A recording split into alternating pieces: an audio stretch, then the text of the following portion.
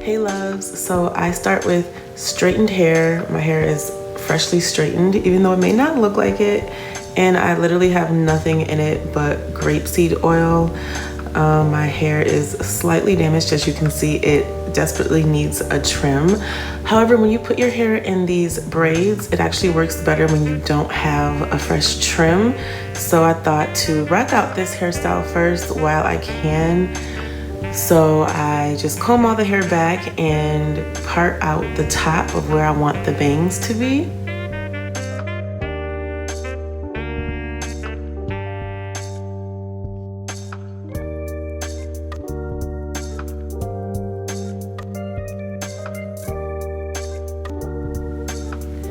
And the part that's not the bang, I simply just comb it back and make that shape of that low ponytail that I want. However, when I do put the ponytail in, I just be sure that I don't get the nape part of my neck where all the hair is in the back, like towards my neck. I have ripped that part off so many times. So when I do put that hairband on, I make sure to look up, look down, make sure my neck can move in every direction so I do not rip any more of my hair out. So just know that that is key. You want your hairband to be snug, but not tight.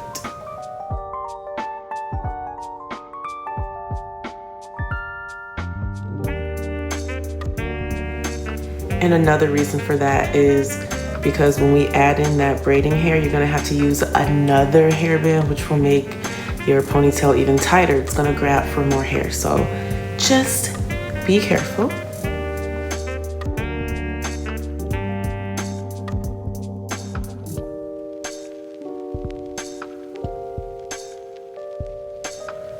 So yeah, this is what it looks like. And when I straighten my hair like this, I give my hair a break from edge control, from gel. I just want my hair to breathe. So I don't put anything on the edges. It probably would make it look more polished, but since I literally just straightened it, I'm just gonna take a brush and kind of just brush it on down. And it's just gonna give an effortless look anyway. That's what I'm going for.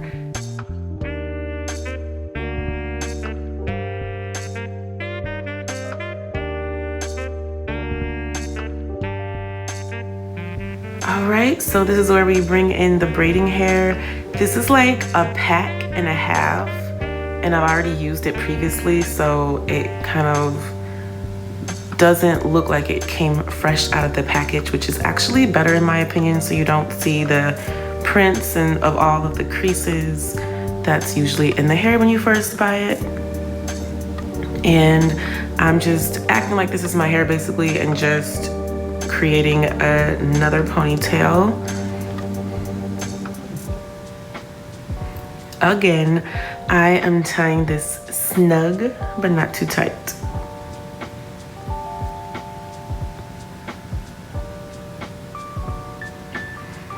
Okay, so once I have everything secure, I basically from here treat this like this is my hair.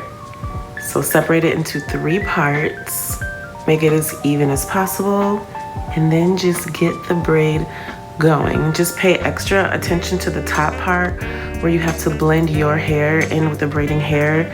So I make it tight enough to know that that hair is secure in there at the very top. And then once you have that part down pat from there, for the most part, you should be good. And then I just bring the braid to the top. And this braid is actually very long. I just take pieces of hair and make them all different lengths when I put them all together so that the hair comes out really long. And this one came down to like about my butt.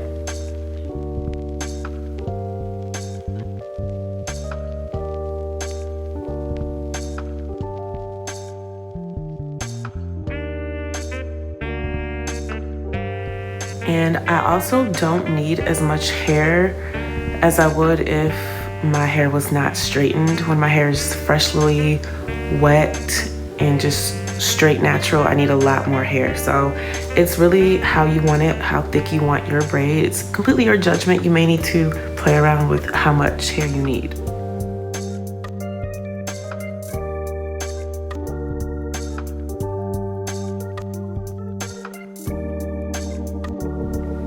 All right, so as you can see with this braid, there's not really any flyaways because my hair was not freshly trimmed.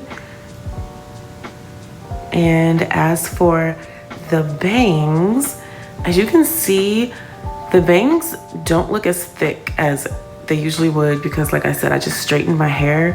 So I usually go for like that 70s show look, how they have their bangs like super full and just so juicy. Like, I love that. But sometimes if my hair is too thin or if the curls drop, they end up looking like more on the beachy and airy side. Like, sometimes I literally look like I can go running into a field because it just looks super airy, and which is fine. So however it turns out is fine. So what I'm doing here is I'm using the flat iron to make the roots like puff up a little bit so that it looks more bouncy and like less flat. And then I'm going in and doing like one big curl going back. And I play with this a couple times, but you don't want to do it too many times because then you're just going to end up with two stringy sides of hair on each side of your head. So I'm just playing with it right now, manipulating it, getting it into the shape that I want it. I mean, it's going to do what it wants to do anyway, but I'm kind of just, you know, giving it a little bit of help. So this is the outcome. Not too bad. But if I am just in the house and not stepping out yet, or just want the curls to look a little bit more like defined, or that 70s look, like I said, sometimes I just let it sit behind my ears for hours, especially if I don't want it in my face anyway. And the curls will stay throughout the day like that once I release the bangs from my ears. Or sometimes they completely drop to just like one little swoop, and I just think that's so cute too. So, and of course, what really completes it, in my opinion, is some blush. I love the rosy look. And that's it. Just super simple, refreshing, soft, not too much, not the super done, polished, gelled down look. Just nice and effortless. One of my all-time go-tos. And if you have not subscribed to my channel yet, what are you doing?